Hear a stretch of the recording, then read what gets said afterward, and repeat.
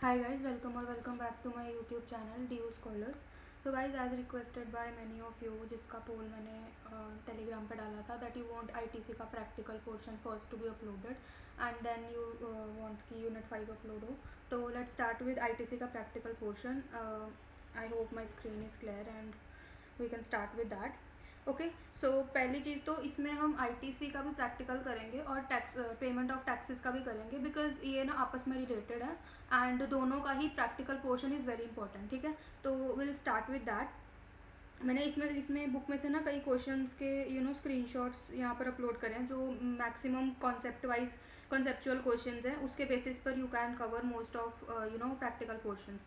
तो we start with that. तो सबसे पहले तो it is example that says deemed receipt of service, मतलब bill to ship to model के ऊपर क्वेश्चन है, राइट.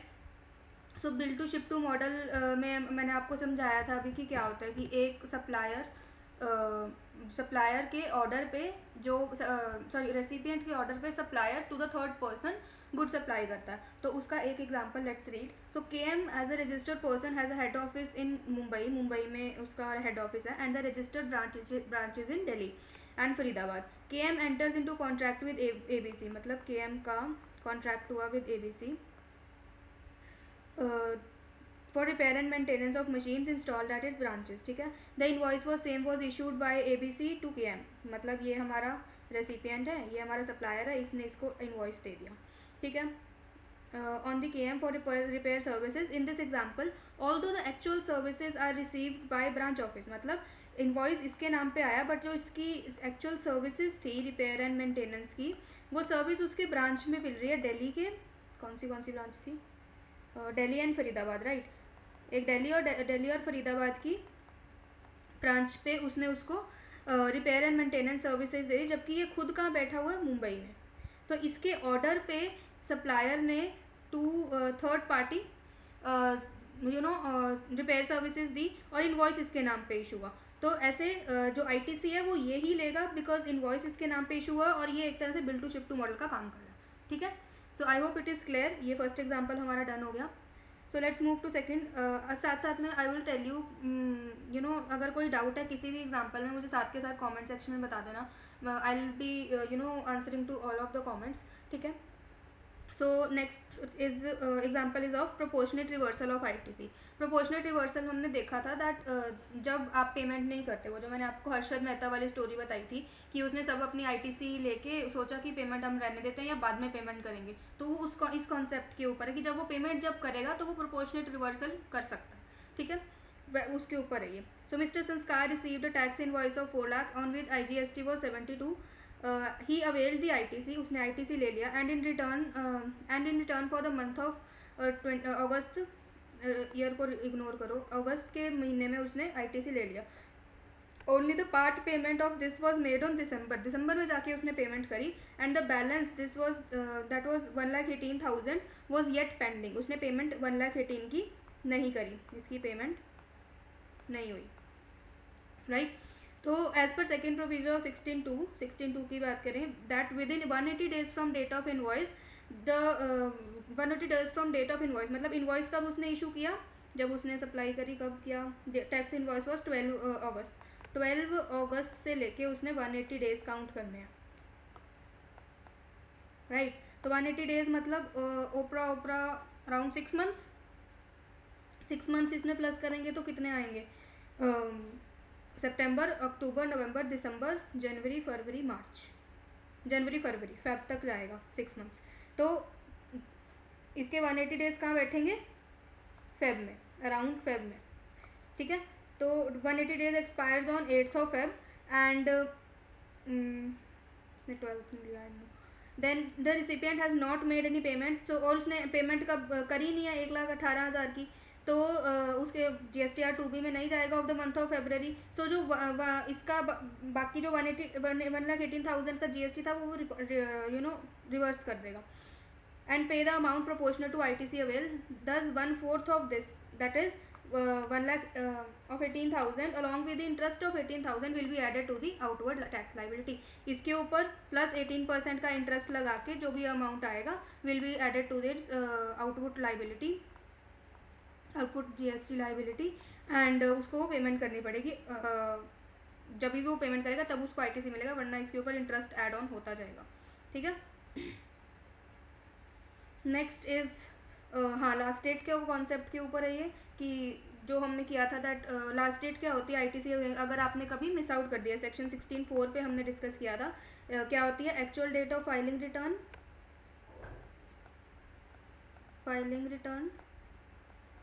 और 30th November whichever is earlier. ठीक है, यही हमने देखा था। तो इधर क्या बोल रहे हैं, the date of invoice for supply was 20th October on which ITC is available. 20th October उसकी डेट थी। Determine the time limit for which, कब तक वो अवेल कर सकता है। If last date is 31 and on, अगर वो 31 है तो 31 मैक्सिमम 31 तक कर सकता है। अदरवाइज अगर 59 है तो the time limit for ITC in respect of 24 shall be earlier of the following, मतलब 31 और 59 इनमें से अर्लियर जो होएगा।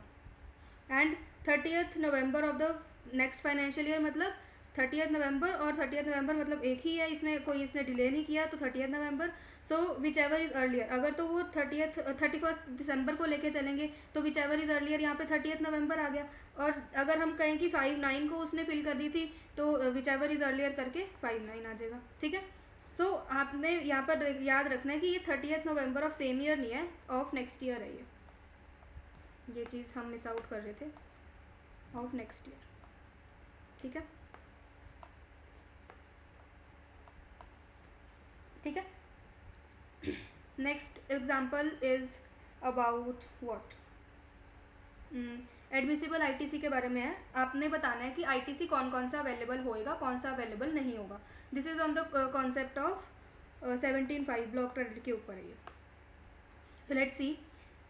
So determine the amount of ITC admissible for Sargam Limited in respect of following items procured in the month of July. जुलाई के महीने में देखना है हमने सिर्फ। Okay, so first thing is, मैं यहाँ पे आंसर साथ साथ लिखती जाऊँगी कि कौन सा एडमिसिबल होगा, कौन सा एडमिसिबल नहीं होगा। राइट।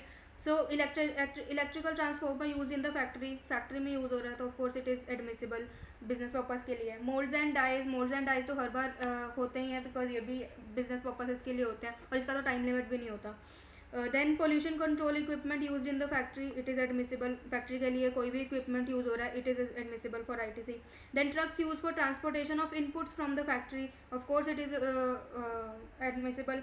ट्रक्स आर एडमिसिबल, मैंने आपको बताया था ट्रांसपोर्टेशन ऑफ पैसेंजर्स के केस में ही सिर्फ 17(5) अवेलेबल है। ट्रांसपोर्टेशन ऑफ गुड्स के केस में कोई भी 17(5) अवेलेबल नहीं है, उसमें कोई भी मोटर व्हीकल वाला कॉन्सेप्ट नहीं है। देन बस purchase for commutation of employees मतलब एक तो ये हो गया बिजनेस पर्पज़ के लिए, from the residence to factory and back, and also the capacity is 45%, मतलब मोर देन 13 भी हो गया और वो बिजनेस पर्पज़ के लिए भी हो गया। So it is also ITC is not blocked, मतलब it is available, ITC is available. ये मतलब मैं टिक जो कर रही हूँ इसमें आईटीसी लगेगा, मतलब आप ले सकते हो, एडमिसिबल है या नहीं वो चीज़ है। Then next is health care services availed from gym and to upkeep the health of employees. Health care services, gym membership और ये सब जो मेंबरशिप्स होती हैं, ये मैंने आपको बताया था, they are block credit and it is not available for ITC. Then goods given as gifts that are not related with business से ही रिलेटेड नहीं है एंड गिफ्ट है, तो इसका भी आईटीसी नहीं मिलेगा। Then premium paid on life insurance for specified employees to fulfil the statutory obligation. Statutory obligation में तो मैंने आपको बताया था दैट स्टैट्यूटरी ऑब्लिगेशन में चाहे आप food and beverages, open catering की सर्विस, आउटडोर केटरिंग की सर्विस लो, या फिर लाइफ इंश्योरेंस प्रीमियम दो अपने एम्प्लॉयज़ के under the statutory obligation, then and in that case it is available. And otherwise if you are doing that, अगर statutory obligation के लिए नहीं होता ये, then it was not available. Right. तो अब इसमें क्या करना है, आपने बस इसका टोटल कर लेना है कि जौन से टिक वाले हैं वो एडमिसिबल हो जाएगा और वो टोटल आ जाएगा। ठीक है। Let's see. 432 plus 52, 1,17,000, 448, 224 and 18। So around 12,91,000 का आपका आईटीसी इज़ एडमिसिबल, एंड इस अमाउंट से आपका ई क्रेडिट लेजर क्रेडिट हो जाएगा। ये आप यूज़ कर सकते हो, ये ई क्रेडिट लेजर में आ जाएगा ये अमाउंट। ठीक है। सो नेक्स्ट क्वेश्चन, इसमें ना एक न्यू कॉन्सेप्ट है जो हम वीडियो में मिस कर गए थे, वी विल लर्न यहाँ पर। सो ये एक तरह से कॉन्सेप्ट यही है कि हमारा जो स्पेशल केसेस ऑफ आईटीसी वाला कॉन्सेप्ट था, राइट, तो उसके ऊपर ये क्वेश्चन है। Let's see. So ABC is engaged in supplying of taxable goods in Kanpur. The company is not liable for registration under section 22, ठीक है, being the annual turnover of 17 lakh only, 17 lakh का है तो वो एडमिस लाइबल नहीं है रजिस्ट्रेशन के लिए। Although the company is not required to register but he wishes to obtain voluntary registration, उसने वॉलंटरी रजिस्ट्रेशन ले लिया बिकॉज ऑफ बेनिफिट्स उसने ले लिया, ठीक है। It applied for voluntary registration on 29 अक्टूबर, 29 अक्टूबर को उसने वॉलंटरी रजिस्ट्रेशन मतलब उसको आरसी मिल गया, नहीं उसने अप्लाई किया अभी सिर्फ यहाँ पे, और उसको आरसी कब मिला, and the RC is granted on 8 November, जाके 8 नवंबर तक उसको आरसी मिला, ठीक है। ABC provided the following information of input held up to 7 November, तो 7 नवंबर तक का जो सारा वो था उस पर आईटीसी मिलेगा या नहीं मिलेगा वो चीज़ हमने देखनी है। सो जो वॉलंटरी रजिस्ट्रेशन का वो है, इट इज़ सेक्शन 18(1)(b), इसको याद रख लेना। वो यहाँ पे डायरेक्ट ऐसे बोलेंगे eligible ITC as per 18(1)(b), तो ये आपने खुद से याद रखना है कि वो जो बात कर रहे हैं वॉलंटरी रजिस्ट्रेशन की बात कर रहे हैं कि वॉलंटरी रजिस्ट्रेशन के केस में how you get the ITC का कैलकुलेशन, मतलब कौन सी आईटीसी की चीज़ अवेलेबल होती है, कब नहीं होती है। तो ये भी एक तरह से जब वॉलंटरी रजिस्ट्रेशन ले रहे हैं तो वो कौन सा केस बना, non tax paying mode to tax paying mode, ठीक है, ठीक है, यही बना। तो इसमें हमने देखना है कि स्टॉक पे, सेमी फर्निश्ड गुड्स पे, सेमी फिनिश्ड गुड्स पे और फिनिश्ड गुड्स और कैपिटल गुड्स, ये 4 पॉइंट होते हैं। इनमें कैसे कैसे आईटीसी मिलता है, कौन से पे आईटीसी नहीं मिलता है वॉलंटरी के केस में, ठीक है। तो इसमें सबसे पहली चीज़ क्या है, गुड्स प्रोक्योर्ड ऑन दिस, और इसमें एक और पॉइंट देखना है हमने कि हम आईटीसी तभी अवेल कर सकते हैं व्हेन उन्हीं इन्वॉइसेस का आईटीसी अवेल कर सकते हैं that is not older than 1 year, मतलब 1 साल तक के इन्वॉइसेस का, जब आपको आरसी मिली उसके 1 साल तक के इन्वॉइसेस का आप आईटीसी क्लेम कर सकते हो वॉलंटरी रजिस्ट्रेशन में, अदरवाइज आप नहीं कर सकते। वो भी किस किस केस में, स्टॉक पे कर सकते हो, सेमी फिनिश्ड पे कर सकते हो, फिनिश्ड पे कर सकते हो, कैपिटल गुड्स पे नहीं कर सकते। ये पॉइंट हमने वहाँ पे डिस्कस नहीं किया था, तो दैट्स वाई मैंने यहाँ पर इसका क्वेश्चन ले लिया सो दैट आपको क्वेश्चन के साथ ही समझ आ जाए, ठीक है। तो हम यहाँ क्वेश्चन भी कर लेते हैं फिर कैपिटल गुड्स पे जाते हैं। तो inputs procured on 9 December lying 2022 lying in the stock, और हम देख रहे हैं कितना 2022 का ही बात कर रहे हैं, ठीक है। तो ईयर मत यहाँ पर देख लेना क्योंकि ईयर की बात हो रही है, क्योंकि हमने 1 ईयर काउंट करना है। सो 7 नवंबर को रजिस्ट्रेशन मिली, 9 अक्टूबर को लिया था, ये तो 1 मंथ का ओल्ड ही है। तो और इनवॉइस इज़ 5/10 का, मतलब 5 अक्टूबर का है, तो ये ज़्यादा ओल्ड नहीं है, तो इसका हम आईटीसी ले सकते हैं, इनवॉइस शो करके we can claim the ITC. Inputs received on 21 July contained semi finished goods held in stock, invoice was dated on 21 July only. Semi finished goods है, ये स्टॉक था, ये सेमी फिनिश्ड है, इसका भी अवेलेबल है, और हमारा इनवॉइस भी ज़्यादा ओल्ड नहीं है, सेम ईयर का है, 2-4-6 महीने पहले का है, तो ये भी हो जाएगा अलाउड। उसके बाद inputs contained in finish stock held as stock, finished goods हैं, and invoice is dated 2 November 2021, तो मतलब ये हो गया बहुत ज़्यादा पुराना, ऑलमोस्ट ईयर ओल्ड हो गया, तो ये अवेलेबल नहीं है।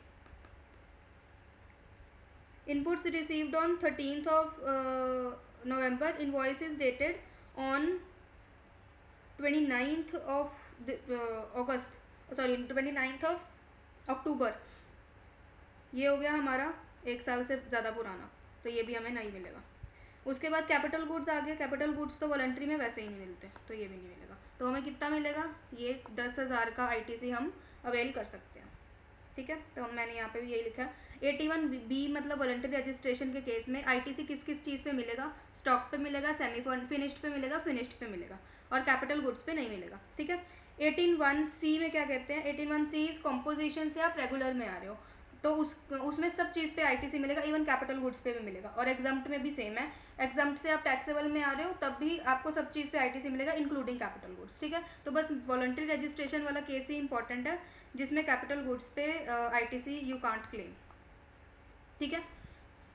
एक बार इसमें से बुक में से भी देख लेते हैं if we are doing right और not. Let me find the file. It is 10th ना.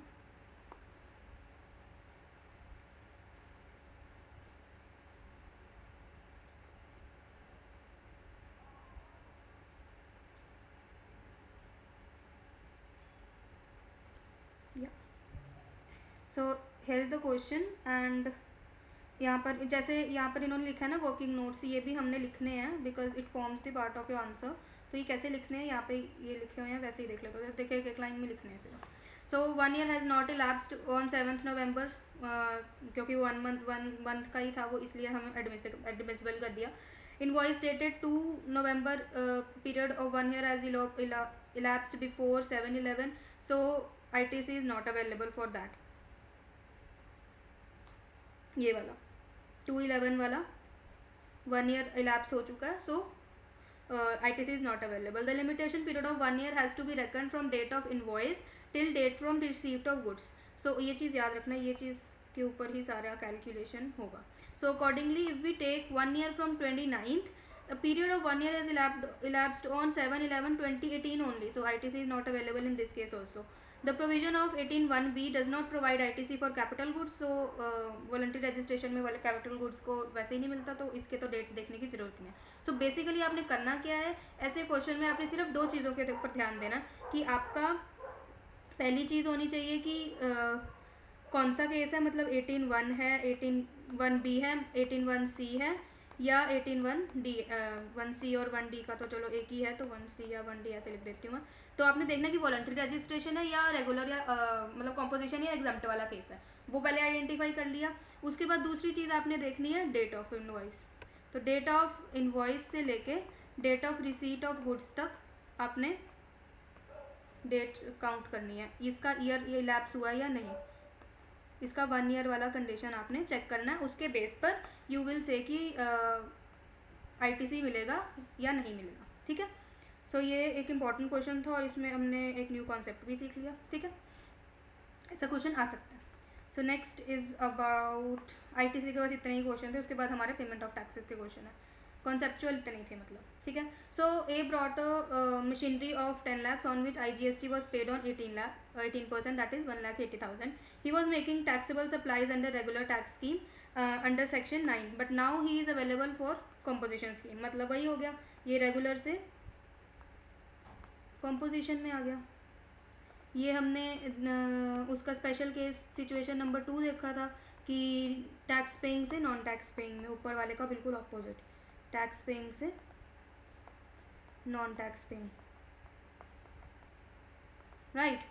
तो इस केस में हमने क्या देखा था कि 60 मंथ्स वाली कंडीशन लगती है अगर हमने कैपिटल गुड्स देखने हैं, और नॉर्मल देखना है तो उसमें 1 year वाली कंडीशन लगेगी. बट यहाँ पर हमने क्योंकि मशीनरी की बात करी है तो हमने कैपिटल गुड्स की बात करनी है. कैपिटल गुड्स के ITC के बारे में बात करें तो 60 मंथ्स वाली कंडीशन लगेगी.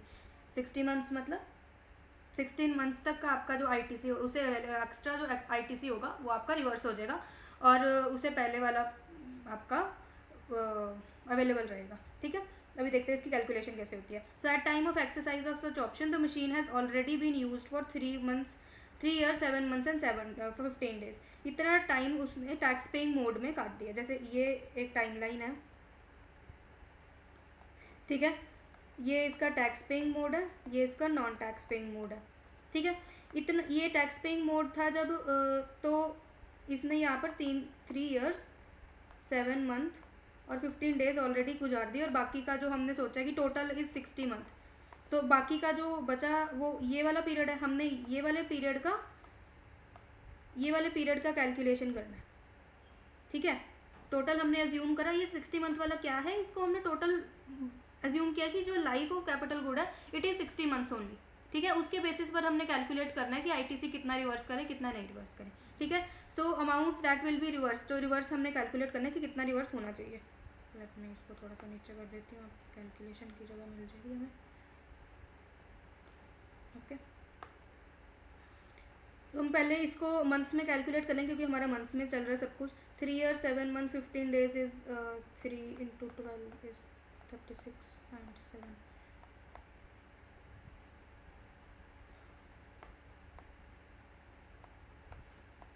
43, राइट। और 60 में से 15 डेज भी साथ में, ये मंथ ये डेज, 60 मंथ माइनस, अब हम रिमेनिंग देखेंगे, ये है हमारे जितना टाइम यूज़ हो गई मशीनरी यूज्ड। अब हम देखेंगे टाइम लेफ्ट कि मतलब 60 डेज से कितना टाइम बच गया, ये नॉन टैक्स पीरियड में कितना टाइम वो यूज़ और होएगी।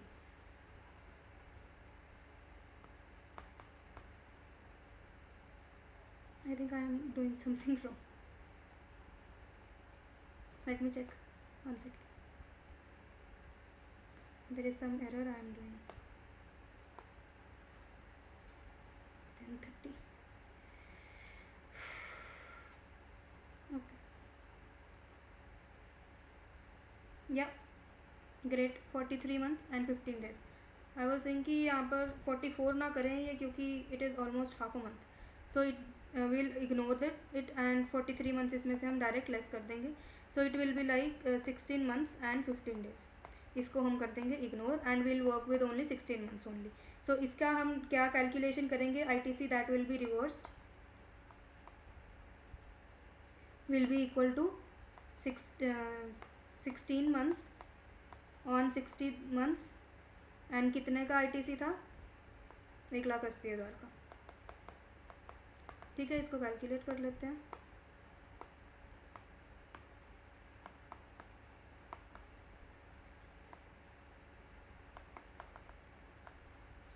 सो 48,000 का ITC will be reversed and that will not be provided to the tax payer, right. So ये हमारे हो गए आईटीसी के questions. So moving towards the payment of taxes, payment of taxes में हमने क्या कॉन्सेप्ट करना है कि इसमें कैसे प्रैक्टिकल आएंगे, इसमें हमने देखना है यूटिलाइजेशन के ऊपर, जो आईटीसी हमने दिया और आईटीसी की अवेलेबिलिटी है उसके ऊपर क्वेश्चंस करने हैं। सो इसका मैं आपको एक फॉर्मूला बता देती हूँ, उसके बाद क्वेश्चन सॉल्व आउट करेंगे। एक सेकेंड, इसको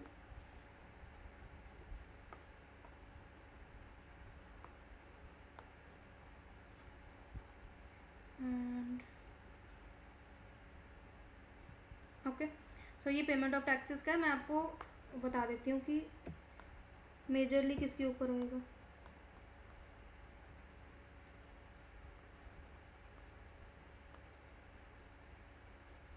राइट, सो इसके ऊपर क्वेश्चन क्या आएंगे, जैसे हमने उसका कॉन्सेप्ट देखा था कि क्या होता है आउटपुट टैक्स, जो हमारा टैक्स ऑन सेल्स होता है, जो भी होता है उसको हम इनपुट टैक्स, मतलब जो हमें आईटीसी मिलता है, that is tax on purchases, जो हम परचेज करते हैं उसका जो हमें बेनिफिट मिलता है, that is reduced from the liability, and जो GST liability that is to be paid इन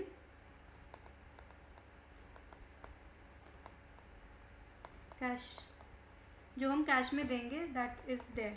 तो हमने इस चैप्टर में निकालना है ये है कि हम कैश में कितनी लाइबिलिटी पे करेंगे। सो ये सारा कैलकुलेशन करना is only the practical portion of this chapter. ठीक है, सो लेट्स स्टार्ट। पहले तो सबसे सिंपल क्वेश्चन कर लेंगे कि जिसमें एक ही हमारे पास आईटीसी है और हमारी लाइबिलिटीज जिससे सेट ऑफ होंगी। ठीक है, सो mister Kamal is registered person under normal levy scheme and he has a sum of 2,68,000 on an account of ITC of IGST. So IGST का उसके पास ITC कितना है, 2,68,000। ठीक है, सो मैं इसका ना फॉर्मेट याद रखना ताकि आप बाद में कंफ्यूज ना हो। पहले सारे आईटीसी वाला अमाउंट लिखना है, उसके बाद इधर लाइबिलिटी वाला, फिर हमने उन दोनों को माइनस कर देना बस। ठीक है, सो एक तरह से आईटीसी से इनपुट हमारा और जो लाइबिलिटी होएगी वो हमारा आउटपुट है, सो उसको बस माइनस कर देना, बस इतना ही काम है इसका। So output GST is available for electronic liability register is as follows, मतलब ये इसका आउटपुट टैक्स है, आउटपुट टैक्स लाइबिलिटी है इसकी। क्या क्या है, जैसे आपने आईटीसी लिख लिया, अगर सीजीएसटी एसजीएसटी होगा उसका भी यहाँ पे लिख लेना, क्योंकि इस क्वेश्चन में है नहीं तो मैं लिख नहीं रही, तो ऐसे आप लिख सकते हो आईटीसी और यहाँ पे जो भी अमाउंट होगा, बट क्योंकि अभी हमारे पास यही है तो मैं यहीं पे लिख रही हूँ। फिर यहाँ पर आप टेबल बनाओगे लाइबिलिटी का, क्या क्या लाइबिलिटी, आईजीएसटी की लाइबिलिटी, सॉरी पहले सीजीएसटी लगता है, लास्ट में एसजीएसटी, ऐसे आप एक टेबल बनाओगे जो कहेगा लाइबिलिटीज़ के बारे में। ठीक है, पहले हम आईजीएसटी की लाइबिलिटी के बारे में बात करेंगे। IGST की लाइबिलिटी क्या है? आउटवर्ड IGST लाइबिलिटीज 1,78,000, 1,78,000 उसके कॉलम में लिख दिया, और हमारे पास सीधा सीधा हमें दिख रहा है कि IGST का ITC इज अवेलेबल 2,60,000, तो 2,68,000 में से डायरेक्ट 1,78,000 यूज़ हो सकता है, तो 1,78,000 हम पे ऑफ कर देंगे ITC से of IGST, and are cash balance to be paid will be zero. But अब हम यहाँ पे हमने जब 1,78,000 माइनस कर दिया तो हमारे पास कितना बचा? हमारे पास कितना बैलेंस बचा?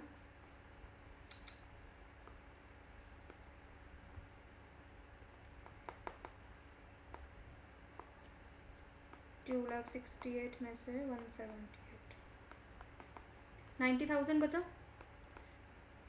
90,000 अब हमारे पास अवेलेबल है, जिसको हम यूज़ कर सकते हैं टू पे of the liability of CGST, SGST और UTGST, राइट। तो ये चीज़ हमने अब कैसे यूज़ करनी है? सबसे पहले तो हम इनकी लिख लेते हैं। 80,000 की हमारी लाइबिलिटी है। अब हमारी मर्जी है, चाहे तो हम 90,000 में से 80,000 पूरा SGST को यूज़ कर लें या पूरा CGST को यूज़ कर लें, that is all up to yours. क्योंकि हम जब मैंने आपको थ्योरी में दिखाया था, पढ़ाया था दैट कि जब IGST की लाइबिलिटी हमारे पास एक्सेस होती है, वो किसी से की तरफ भी यूज़ हो सकती है, CGST में भी हो सकती है, SGST में, in any order, in any proportion, ठीक है। बस उसका मैक्सिमम बेनिफिट होना चाहिए। मतलब मैक्सिमम बेनिफिट तब होएगा ना अगर CGST और SGST की लाइबिलिटी डिफरेंट हो, बट यहाँ पर CGST SGST की लाइबिलिटी सेम, तो हम कहीं पर भी यूज़ करें कोई भी दिक्कत नहीं है। सो 80,000 पूरा, if I am using again ITC IGST use कर रहे हैं, 80,000 टूवर्ड्स कम्प्लीटली CGST, एंड जो बचा हमारे पास रिमेनिंग 10,000 हम SGST की तरफ यूज़ कर रहे हैं।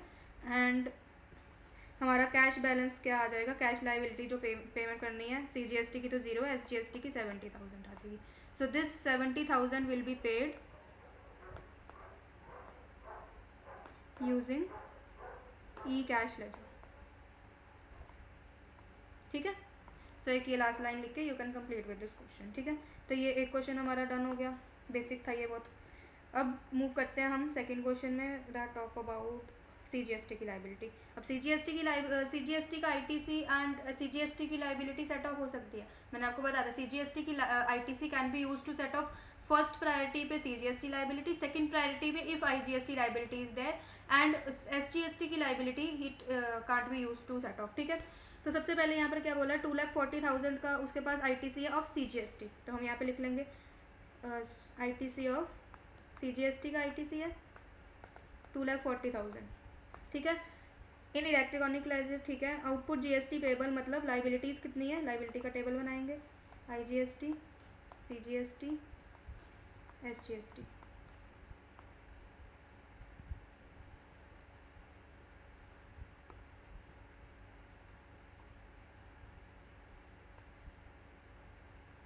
ठीक है।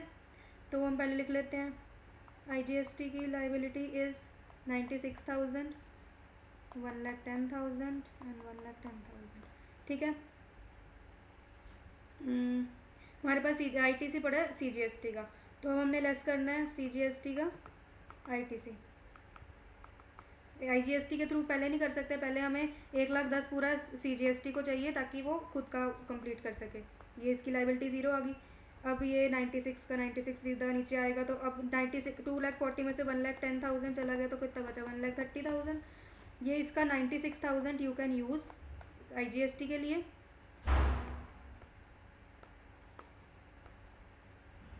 ठीक है। इसकी भी लाइबिलिटी ज़ीरो आ गई, तो इसमें से और 96 माइनस हो गया, तो कितना बचा? 240 माइनस 110 माइनस 96 इस 34,000, 34,000 बच गया। अब आप कहो कि ये 34,000 आई यूज़ फॉर CGST, क्योंकि उसकी लाइबिलिटी पड़ी है, no I can't use this, will be carried forward for further year, next year के लिए कैरी फॉरवर्ड हो जाएगा।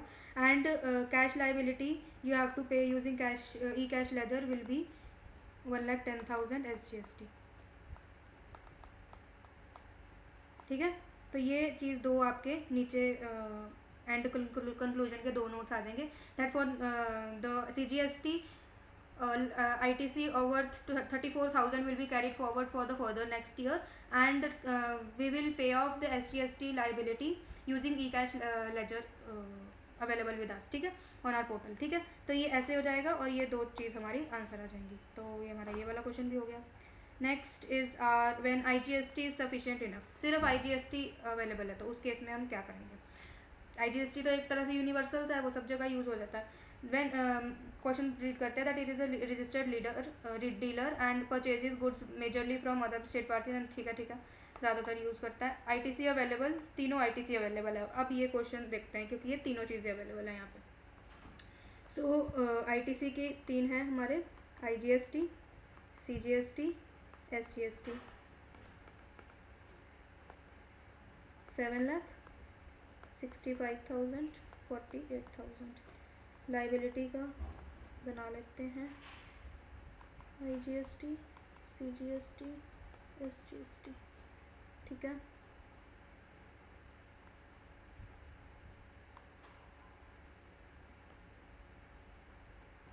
Okay.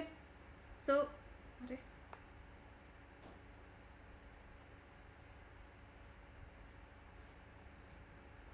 Answer, so sorry. Okay, so IGST, CGST and SGST।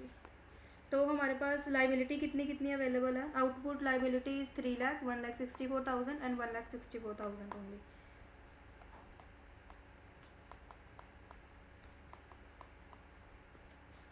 let me see if it is recording. Yeah, ठीक है। सो अब हमने करना है ITC यूज़। ITC सबसे पहले हम IGST लाइबिलिटी के लिए 7 लाख में से 3 लाख पूरा यूज़ कर लेंगे, तो ये ज़ीरो बच गया। अब हमारे पास, अब आप बोलो कि हमने करनी है 64 और 164, ये दोनों लाइबिलिटी पे करनी है, तो सबसे पहले हम इनका खुद का ITC यूज़ करेंगे। सो ये है IGST का, ये CGST का ITC। पहले हम 65 माइनस करेंगे और बचा कितना? 160, 99 बचा, तो 99 इसका IGST से जाएगा, तो इसकी पूरी लाइबिलिटी पे ऑफ हो जाएगी। 164 का ज़ीरो बचेगा, कैश में ज़ीरो बच गया। अब हम बात करें SGST की, तो 7 लाख में से 3 लाख चला गया और 99,000 चला गया, कितना बचा? 7 लाख में से 3 लाख चला गया और 99 चला गया, 3,01,000 बचा।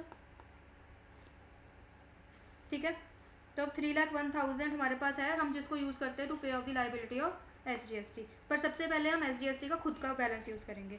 SGST ITC 48,000 यूज़ करेंगे और फिर IGST का करेंगे। हमें कितना चाहिए उतना यूज़ करेंगे। 164 में से 48 तो हमारा SGST ने ले लिया, कितना बचा? 116, तो 116 का 116 हम यूज़ कर सकते हैं 3 लाख में से। सो 3,01,000 में से 116 यूज़ कर लिया, तो 185,000 हमारा एक्स्ट्रा बैलेंस बच गया जो हम कैरी फॉरवर्ड करेंगे ऑफ IGST ITC। इसको माइनस कर दो, ये ज़ीरो बच गई। तो एक तरह से cash liability to be paid is are zero, but balance नहीं, carry forward of IGST ITC is available, that is 1,85,000। so that's our answer। ठीक है, तो ये वाला क्वेश्चन भी होगा। ऐसा क्वेश्चन आ सकता है आपको एग्जाम में जिसमें तीनों ITC और तीनों लाइबिलिटीज़ दे हों। अब क्योंकि यहाँ पर तो हमारा IGST इनफ था, बट यहाँ पर फॉर एग्जांपल 70,000 होता, IGST अवेलेबल नहीं था, तो आपके पास कैश लाइबिलिटी बहुत ज़्यादा आ जानी थी, क्योंकि हमारा IGST की लाइबिलिटीज़ 3 लाख ऑलमोस्ट, तो 30,000 यूज़ करते हैं और बाकी आपके पास बचेगा ही नहीं, क्योंकि आपकी बाकी की लाइबिलिटीज़ भी काफ़ी है।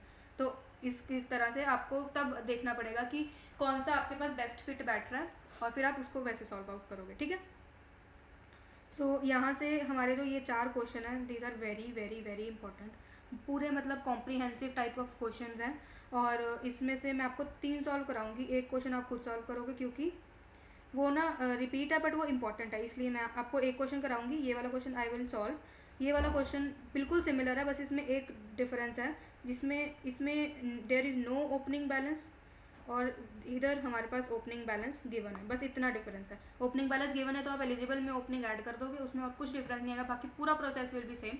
वो जो सारा प्रोसेस है वो मैं आपको इस पर करके बताऊंगी, ये वाला का answer you will comment down below, और उसके बाद हम ये 2 क्वेश्चन करेंगे and that will be over with our practical portion. ठीक है, so let's start.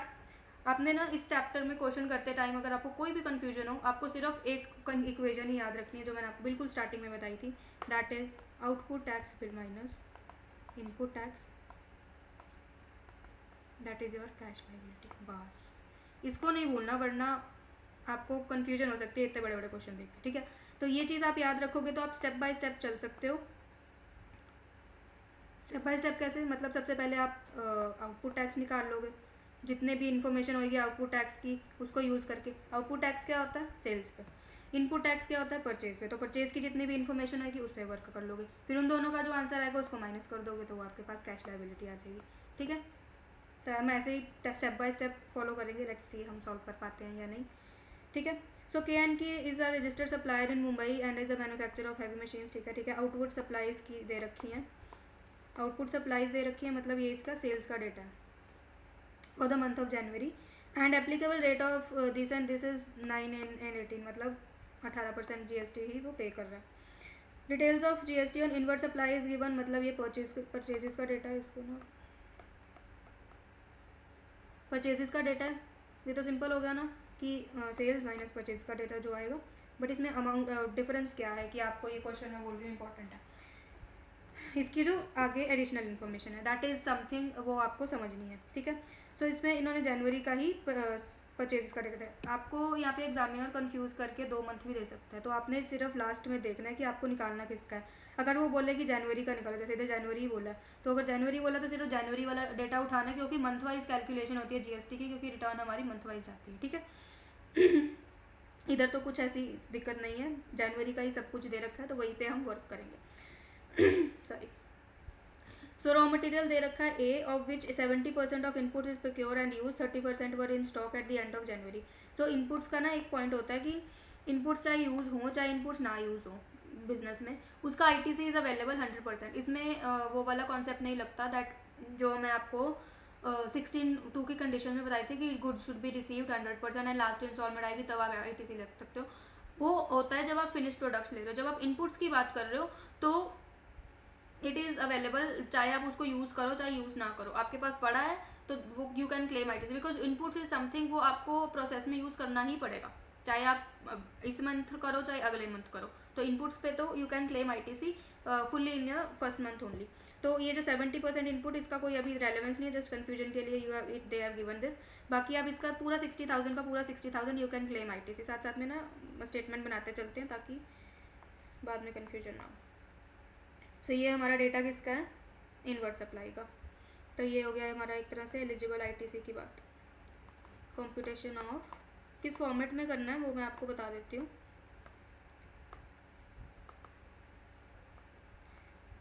Computation of eligible ITC, ठीक है। सबसे पहले हमारे पास क्या है, raw material A, raw material A,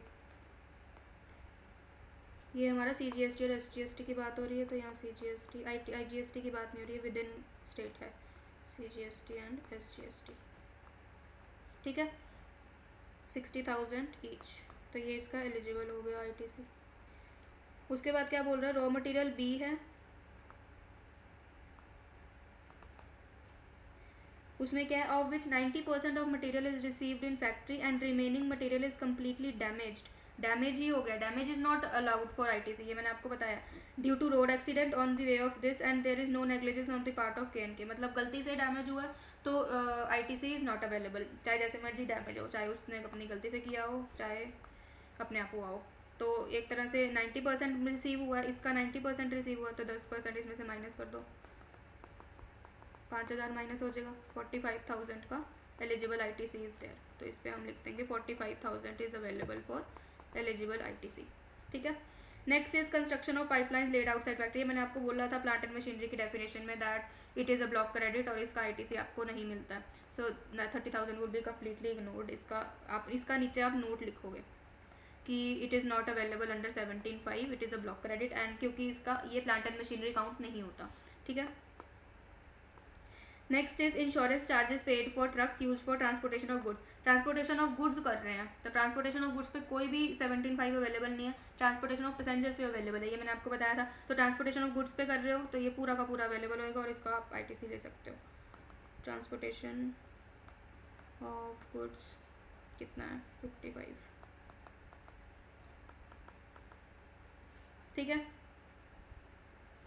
there is no opening balance of ITC, ठीक है। अगर ओपनिंग बैलेंस होता है इसको बस हम इसमें इसको सब कुछ नीचे करके आप इसमें ओपनिंग बैलेंस ऐड कर देते हैं उसे, मैं नीचे कर देती हूँ। आप वैसे स्टार्टिंग में ओपनिंग बैलेंस जैसे हम नॉर्मली करते हैं वैसे करते हैं, तो इसमें अगर ओपनिंग बैलेंस होता है तो हम opening balance of ITC add कर देते और फिर हमारा ये टोटल बैलेंस ऑफ आईटीसी आ जाता, टोटल एलिजिबल आईटीसी। और कुछ तो नहीं है। Details of GST in inward supplies are available with GST 2A except for item B. Raw material ए की इज़ नॉट अवेलेबल। ओके, पहले हम इसको कर लेते हैं फिर उसके बाद उस पर वर्क करते हैं। कितना है ये 60,000, 45,000, 55,000 इज़ 1,60,000, ये भी 1,60,000। तो ये एलिजिबल आईटीसी हो गया। अब आगे क्या बोल रहा है, details of GST paid on inward supply, यही वाला, are available on G2B except for item first for which supplier has not filed GST 1 for the month of January. मतलब सप्लायर ने रिटर्न आपका इन्वॉइस फाइल नहीं किया, तो आपकी condition eligible ITC 16(2) के एलिजिबल ब्रीच हो जाता, एलिजिबिलिटी का क्राइटेरिया ब्रीच हो जाता है, तो आप आईटीसी उसका नहीं ले सकते। तो hence corresponding ITC is not reflected in GSTR 2 मतलब जीएसटीआर 2 में आपका रिफ्लेक्ट नहीं हो रहा, तो आप ले भी नहीं सकते उसको आईटीसी, तो इसको हम माइनस कर देंगे। Non eligible in with respect to raw material, ए ही था ना, हाँ। तो ए का था 60,000, 60,000 को इसमें से हम माइनस कर देंगे। आप चाहो तो ऊपर कैंसिल भी कर सकते हो क्योंकि मैं स्टेप बाय स्टेप कर रही थी, तो वो आप तब मैंने लिख दिया, बट यहाँ पर आप माइनस कर दोगे तो फाइनल एलिजिबल आईटीसी आ जाएगा 1 लाख, ठीक है। तो ये 1 लाख जो आईटीसी है इसको आप यूज़ कर सकते हो for payment of your output tax liability. तो आगे को क्या बोल रहा है इन्होंने, तो आपको अमाउंट कैलकुलेट करना है of eligible ITC that is available for the month of, ये हमने निकाल दिया, ये फर्स्ट पॉइंट हो गया हमारा, eligible ITC is 1 lakh only. So next निकालना है net minimum GST payable in cash for the month of January after evaluation of availment of ITC, मतलब नेट टैक्स कितना पे करना है आपने। Second is net GST liability to be paid to the government, ठीक है। तो वो क्या होता है, output tax minus input tax. Output tax निकाल लेते हैं। आउटपुट टैक्स कैसे निकलता है हमारा, सेल्स का, सेल्स इनटू जीएसटी परसेंटेज, ठीक है। अब क्योंकि हमारे यहाँ सी एच जीएसटी और एस जीएसटी की बात हो रही है तो हम 9% वाला लेंगे, 18% नहीं लेंगे। अगर कोई इंटर स्टेट होता तो हम 18% लेते हैं, देखो यहाँ दिया हुआ ना रेट। इंटर स्टेट है हमारा 85 and 15 lakh, intra is 15 lakh. तो इंटर वाला है तो इस पे लगेगा, inter is with in states तो मतलब 18%, इंट्रा स्टेट 9%। तो ये हम कैलकुलेट करते हैं, 85 पे 18%, इंट्रा, हाँ आई जी एस टी यहाँ पर आएगा क्योंकि हम इंट्रा बात कर रहे हैं। आई जी एस टी पेमेंट नहीं करेंगे इसकी क्योंकि हमारे पास आई टी सी नहीं है पूरी, मतलब पेमेंट पूरी कर देंगे, इसके एडजस्टमेंट नहीं करेंगे। इंट्रा पे हमारा आएगा 85 लाख पे 18%, कितना आएगा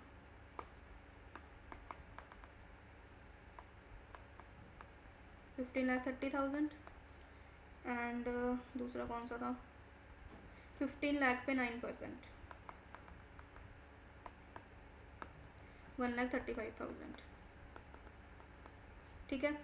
अब हम करेंगे इंट्रा, इधर आएगा इंटर, हाय उल्टा लिखी जा रही हूँ,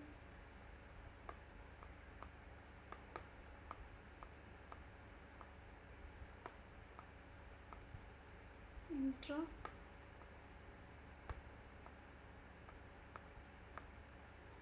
इंटर 15 लाख पे 15 लाख ही था ना, यस, 9% ईच, जो आएगा 13,15,000 1,35,000। ठीक है, ये हमारा आउटपुट हो गया। अब हम करेंगे total output liability. Total liability हमारी बन रही है 15,30,000, 1,35,000 CGST की, 1,35,000 ही SGST की। अब ITC eligible, ITC available, eligible ITC as पर 1 आप लिख सकते हो।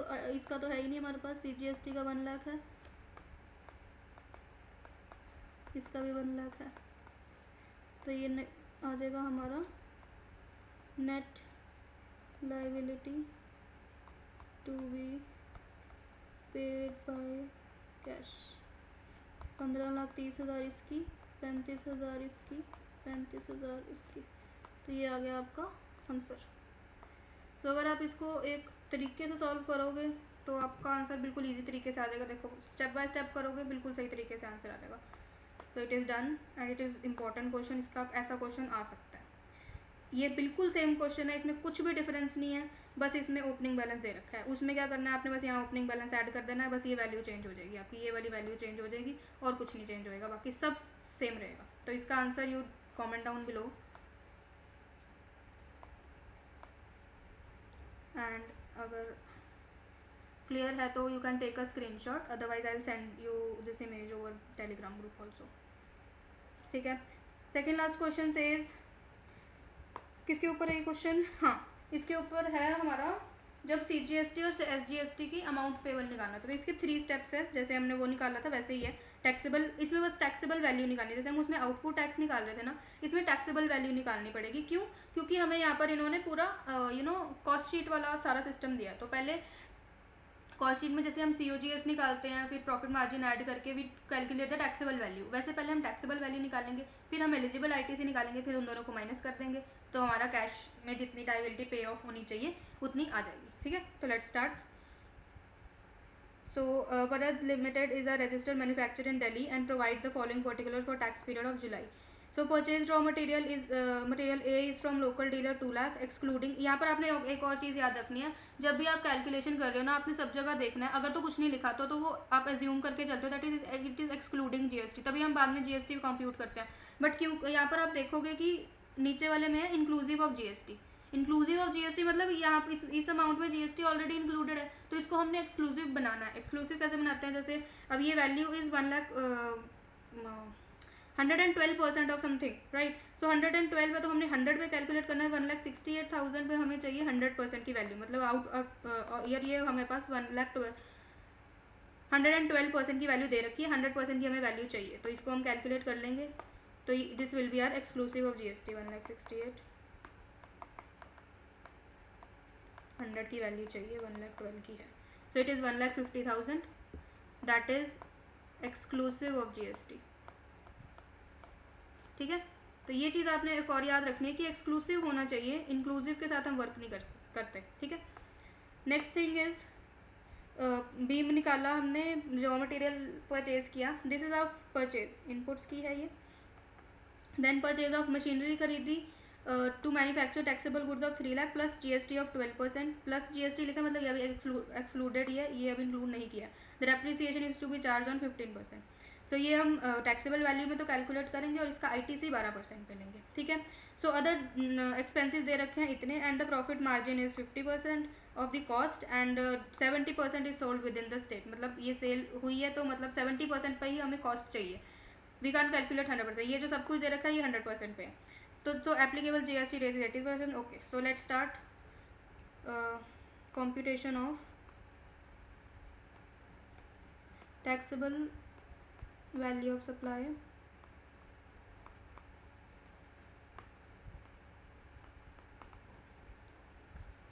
पहले तो हम ये सारा कुछ लिख लेंगे जो हमें ऊपर इन्होंने दिया है। 2 लाख, आगे वाला पार्ट मैं लिख रही, रॉ मटेरियल ए भी है, आपको समझ आ जाएगा। रॉ मटेरियल बी इजी हमने एक्सक्लूसिव निकाला था 1.5 लाख। मशीनरी 3 लाख की है, इसी पे 15% GST लगेगा।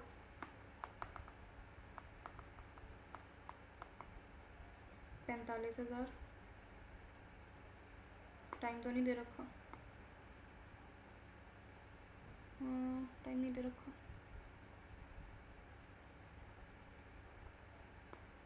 नहीं दे रखा है, देखो जुलाई की बात हो रही है, ऐसे तो हो ही नहीं सकता ये टाइम ना दे। जुलाई की बात हो रही है मतलब कितने महीने हुए, मार्च से अप्रैल मई जून जुलाई, 4 महीना।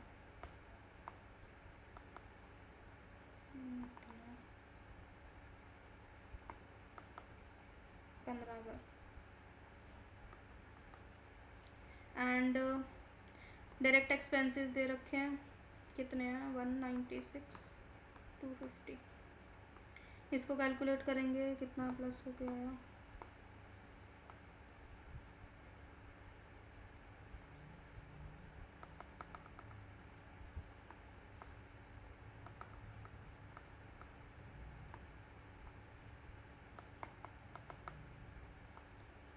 सो दिस इज आर 100% की वैल्यू, दिस इज 100% कॉस्ट। अब हमें चाहिए 70% कॉस्ट, इसका 70%, क्योंकि हमने 70% ही सेल किया, विच इज़ 392 8 75। एंड इस पर हम 50% का प्रॉफिट मार्जिन ऐड करेंगे,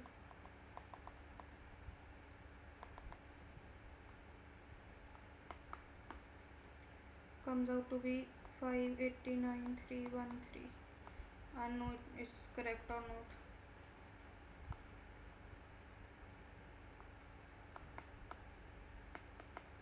इतना गंदा सा अमाउंट आ रहा है, 982,188। This is our taxable value. Let me see if I am doing correct. This is our payment of taxes का chapter. Which question is this? 1116। इधर। सो हमने पहले रॉ मटेरियल निकाल लिया, बी से 1,50,000, डेप्रीसिएशन का expense is for 1 month, why it is for 1 month. machine from Delhi to be used for manufacture of taxable value of 3 lakh plus of 12% for depreciation is to be charged for 15। why it's taking 1 month? Okay तो okay sorry, आपको बोल बोल के मैं खुद ही भूल गई कि हम कैलकुलेशन 1 मंथ की ही कर रहे हैं, इसी मंथ का डेप्रीसिएशन चाहिए हमें, यहीं पे मिस्टेक हो गया, 15,000 ही आएगा, तभी मैं कहूँ इतना गंदा सा अमाउंट क्यों आ रहा है। ओके रियली सॉरी, 1 मंथ की कैलकुलेशन कर रहे हैं, जीएसटी में 1 मंथ पर सारी कैलकुलेशन होती है, 1 मंथ की कैलकुलेट करेंगे, ठीक है। आई एम रियली सॉरी, मैं आपको बोल रही हूँ और मैं खुद ही भूल गई इस चीज़ को, रियली सॉरी फॉर दैट। कितना अमाउंट था, 3 lakhs, 15% फॉर 1 मंथ इज 3750, इसको भूलना नहीं, ठीक है। प्लस 1.5 लाख, 2 लाख, 196, 250, ये ठीक है कि नहीं, यस ये ठीक है। तो हमारे पास 5,50,000 की कॉस्ट आई है, इसका हमें चाहिए सिर्फ 70%, विच इज़ 385,000। इस पे हमें 50% का प्रॉफिट चाहिए, that is taxable value comes out to be 577,500, ठीक है। तो ये वैल्यू है जिस पे हमने टैक्स पेबल कैलकुलेट करना है, आउटपुट लाइबिलिटी कैलकुलेट करनी है। अब हम एलिजिबल इनपुट टैक्स कैलकुलेट कर लेते हैं। एलिजिबल इनपुट टैक्स कैसे कैलकुलेट करेंगे, परचेजेस पे, जीएसटी वाला 2 लाख पे 18%, और ये कितना निकाला था हमने, 1.5 लाख पे 12%, ऐसे निकाल लेते हैं, मैं साथ साथ लिखते रहती हूँ यहाँ पे। 2 लाख पे 18%, 36,000, 1.5 लाख पे 12 ही है, 12%, 18,000, you are doing correct right. Then comes the capital good, that is are machinery, उस पर कितना, 12%, 3 लाख। 36,000.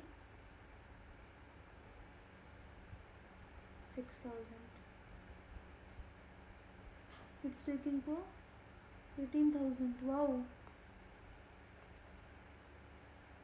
Why? For 6 months. अब नहीं होगा 1%. I think it's for quarter basis पे निकाल रहा है. जून तक का निकाल रहा है पूरा ITC. That's why is taking 18,000. Let's take it for 6/12 and 18,000. Total comes out to be 36 plus 36.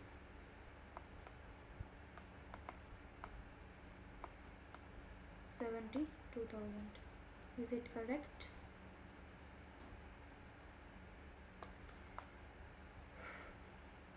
Raw material B is also wrong. We are doing something. इसमें भी 6 उसने हाफ किया. That is 9,000 and with that इसने change कर दिया to 45 and उसके बाद इसने माइनस कर दिया उसको आउटपुट वाले को. आउटपुट ये आया था. इसके ऊपर कितना % लगेगा?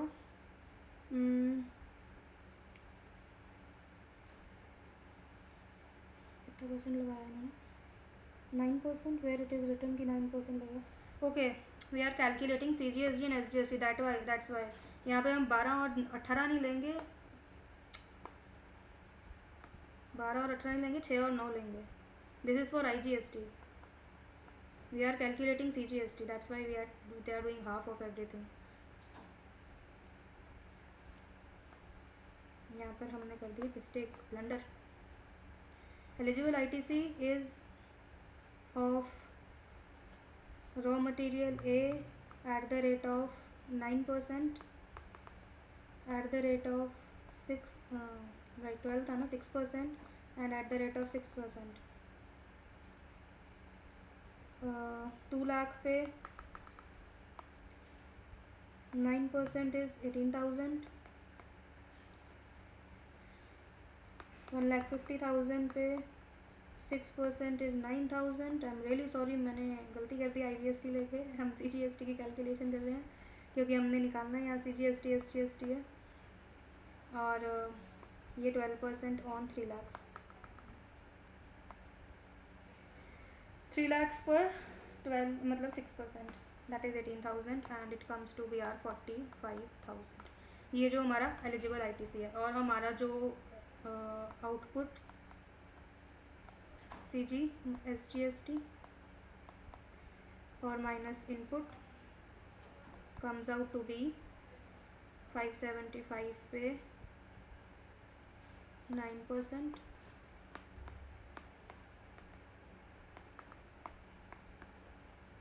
51,975 and our input is a 45,000, जिसको हम माइनस जब करेंगे 6,975 is what we have to pay in cash and through eCash ledger.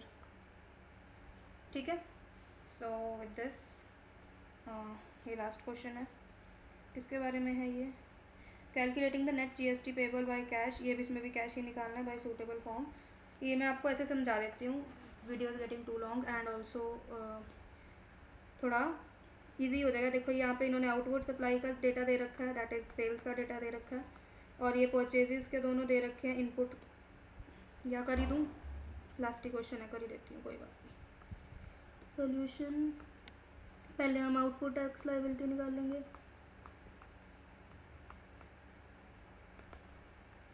Output tax liability हमने निकालनी है with in Jharkhand, outside Jharkhand. With in मतलब CGST और SGST मतलब तीनों ही बनेंगे ना. IG CGST SGST. ठीक है. विद इन झारखंड 24 लाख पे कितना % है? परसेंटेज क्या वहाँ पर है इनकी? आउटवर्ड सप्लाई पे is CGST is 9% each. So इनका 9% जाएगा. कितना अमाउंट है? 24 lakh. 9% is 2,16,000 and outside GST is 3 lakh और 5 लाख, 5 लाख, 5 लाख पे it is 18%, that comes out to be 90,000। ठीक है, ये हो गया आउटपुट का इनका। माइनस करना है हमने ITC जो हम कैलकुलेट करते हैं। एलिजिबल ITC इज़ IG का, CG का, SG का। Eligible ITC comes from purchases of raw material from registered dealer within Jharkhand। मतलब ये CG और SG की बात हो रही है। Which includes the material worth 2 lakh from this person who is paying tax under composition। composition tax पे ITC is not available 2 lakh पे, मतलब 2 लाख इसमें से लेस हो जाएगा, 5 लाख पे अवेलेबल है परचेजेस पे, मतलब 5 लाख पे purchases of raw material with in Jharkhand है। तो रॉ मटेरियल का 6% है विद इन झारखंड, तो 6% पे लगेगा 30,000 का। 30,000 इसका रॉ मटेरियल का ITC आ जाएगा 30,000। ठीक है, उसके बाद बस purchase for registered dealer from Jharkhand only, बस is use for 25 worker available है, जो कि मोर देन 13% है। 12 लाख पे डायरेक्टली अवेलेबल है ऑन 14%, बिकॉज CGST हो रहा है, ये झारखंड के बीच में ही है, तो 12 लाख पे डायरेक्ट 14% लग जाएगा। 12 लाख पे 14%, that comes out to be, sorry 1,20,000 कर दिया मैंने। 12 लाख पे 14% इज 1,68,000, बस पे 1,68,000। ठीक है, दोनों आगे। देन कॉम्पोजिशन सप्लाई पे दिए है, देने का कोई फ़ायदा नहीं क्योंकि हम पे ही नहीं कर रहे। उसके बाद इनकी है ये ओपनिंग बैलेंसेस, ये हमारा एलिजिबल था, इनमें ओपनिंग ऐड कर देंगे। चलो ये भी करवा ही दिया मैंने आपको। IGST में 95 अवेलेबल है, इसमें 20 एंड 5 अवेलेबल है, 20,000 एंड 5,000 अवेलेबल है। इसको कैलकुलेट कर लो, टोटल अमाउंट आ जाएगा हमारे पास। ये तो 95 एलिजिबल टोटल अवेलेबल है। Then comes 30,000 plus 1,68,000 and 20,000 is 2,18,000, और इसमें से ही माइनस कर दो 15,000 नेट है ना, 2,03,000।